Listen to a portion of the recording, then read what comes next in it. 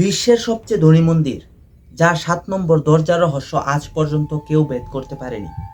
ভাবুন তো, এমন একটা সিন্ধুক যার ভেতর 1,00,000 কোটি টাকা সোনা আছে, কিন্তু সেই দরজায় কোনো তালা নেই। বিজ্ঞানীরা অনেক চেষ্টা করছেন, কিন্তু ওই দরজার কারুকার্য আর প্রাচীন প্রযুক্তির সামনে তারা আজ বড়ই অসহায়।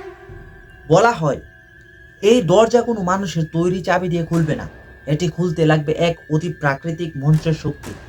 আর যদি কেউ জোর করে ওই দরজা ভাঙার চেষ্টা করে, তবে নেমে আসবে মহাপ্রলয়। কেন আজ পর্যন্ত কোনো সরকার, কোনো বিজ্ঞানী এই সাহস দেখাতে পারেনি? কি লুকে আছে শ্রী পদ্মানবস্বামী মন্দিরের সেই অভিশপ্ত কক্ষের ভেতর? আজ আমরা সেই ফাইলটি ওপেন করতে যাচ্ছি। চলুন শুরু করা যাক।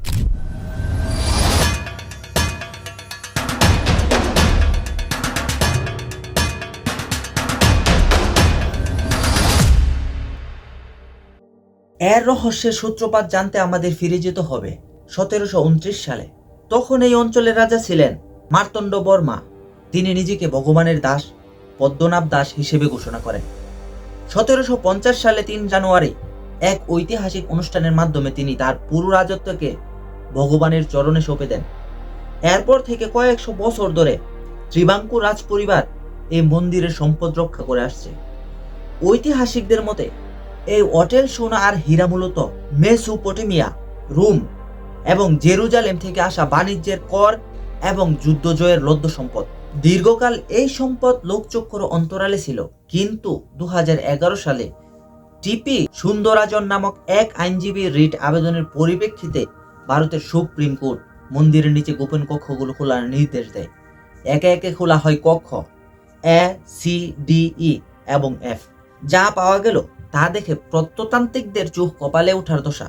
প্রায় 1200 কেজি ওজনের সোনার চেন, 3 কেজি ওজনের সোনার কয়েন, বস্তা ভর্তি হীরা আর পান্না, যার আনুমানিক বাজার মূল্য প্রায় $20 বিলিয়ন, বাংলা টাকায় প্রায় 1,00,000 কোটি টাকারও বেশি।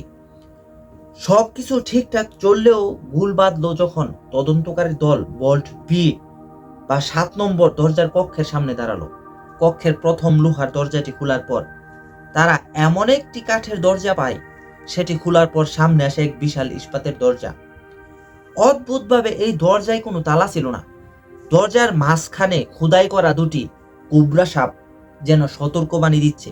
মন্দিরের পুরোহিতরা দাবি করেন এই দরজাটি 1500 শতকে, তার আগেও নাগবন্ধনম নামক এক তান্ত্রিক পদ্ধতিতে সিল করা হয়েছিল, যা কেবল গুরুর মন্ত্র দিয়ে খোলা সম্ভব।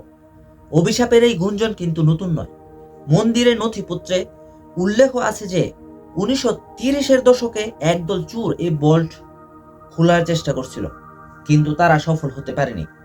জনশ্রুতি আছে তারা যখন দরজা ভাঙার চেষ্টা করে, তখন হাজার হাজার বিষধর সাপ তাদের দিকে তেড়ে আসে। সেই ভয়ঙ্কর অভিজ্ঞতার পর আর কেউ সাহস করেনি ওই দরজার সামনে যাওয়ার। এমনকি 2011 সালে যারা এই তদারকি করছিলেন, তাদের মধ্যে মূল আবেদনকারী সুন্দরাজনের রহস্যময় মৃত্যু এ বইকে আরো বাড়িয়ে দেয়।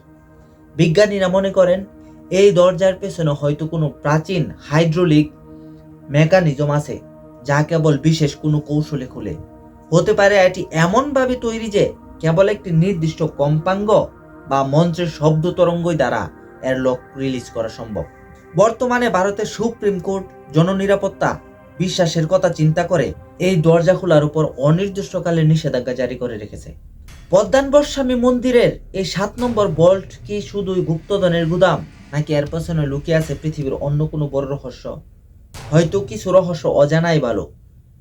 মানুষের বিশ্বাস আর বিজ্ঞানের এই লড়াইয়ে আপাতত জয় হয়েছে রহস্যেরই।